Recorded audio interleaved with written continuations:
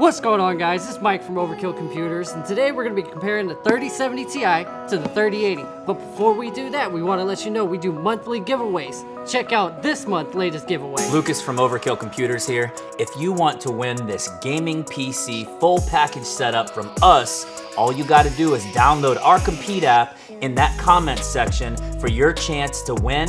Also, lots of other awesome gaming competitions we'll be hosting on the platform. Check it out, guys. Before we get into the head-to-head comparison between the XC3 3080 and the Palette GameRock 3070 Ti, we want to go ahead and send a special thanks to Antec and Palette. Antec sent us this case to review, Palette sent us this GPU to review. Now let's go over some of the specs of this mid-tier budget entry build. We decided to go with the MSI Gaming Edge motherboard, paired it with the Ryzen 5600X, threw in some of this gorgeous Trident Z Royal 16 gigabytes. Now to keep the CPU nice and frosty, we have the Deep Cool Castle 360 AIO partnered with 6 Antec Prism fans. We got 3 on the front, 3 in the top. Now the reason we went with the 5600X is because we felt it would be a good pairing for the 3070 or the 3070 Ti. Now, when we open the box to this Palette GameRock 3070 Ti, something completely insane happened.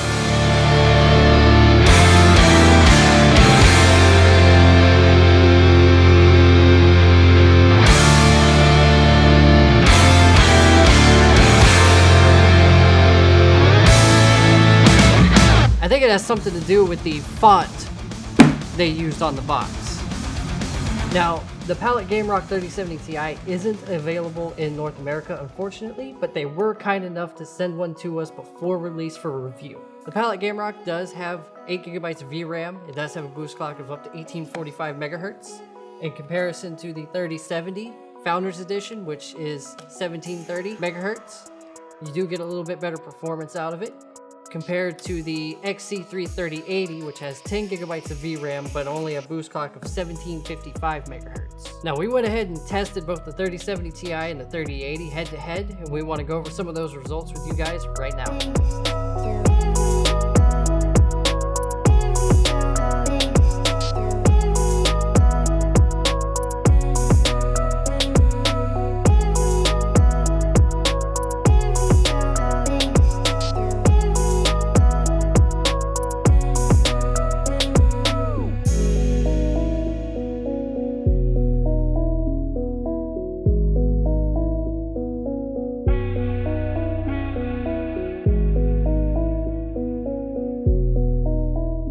Now we're going to talk about this Antec case. It's the DF700 Flux. Now this case comes in right at $74.99, and for that price point, you can't beat the design that you get.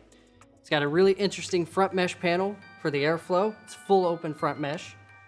It's really simple and easy to build in, and you really just can't go wrong with something like this in that price point. A couple of things to point out would be the cooling. It has room for a top-mounted radiator and a front-mounted radiator. Wouldn't really suggest trying to water cool in this build. It doesn't leave a lot of room, especially if you have a big beefy GPU. I would stick to, if you can, just a front AIO or a top AIO. You can also do up to 7 fans if you don't even want to use an all-in-one cooler. It does have room for a vertical mount GPU. There's a little bit of finagling that you might have to do depending on your bracket. We did have to modify this one slightly. It has a decent amount of room for cable management. The back has room for 3 different types of hard drive mounting locations. You can mount up to, I think, 3 2.5-inch HDDs and 3 SSDs in there. You can also mount a 2.5-inch HDD in the front of the power supply basement. Now in the back panel, there is a mounted fan and RGB controller, which you can control with the LED button on top of the case.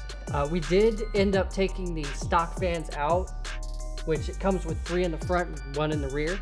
We did replace them with the Antec Prism fans, just to kind of keep that full Antec look going with it. The Antec Prism fans do kind of set the whole system off, especially when you use them all combined together.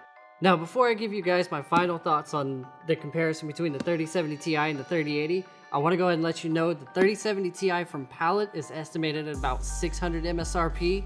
The 3080 from EVGA is listed on their site as $899.99, so $900. In comparison, the 3070 Ti, while being no slouch, doesn't really compare to a 3080. There is, in my opinion, a minimal difference between the two, about 20 FPS, but in gaming, FPS is all that matters, right? In the time that we're currently in right now, any GPU that you can get a hold on is going to be the best one for you. In closing, make sure you guys check down below for the link to our latest giveaway.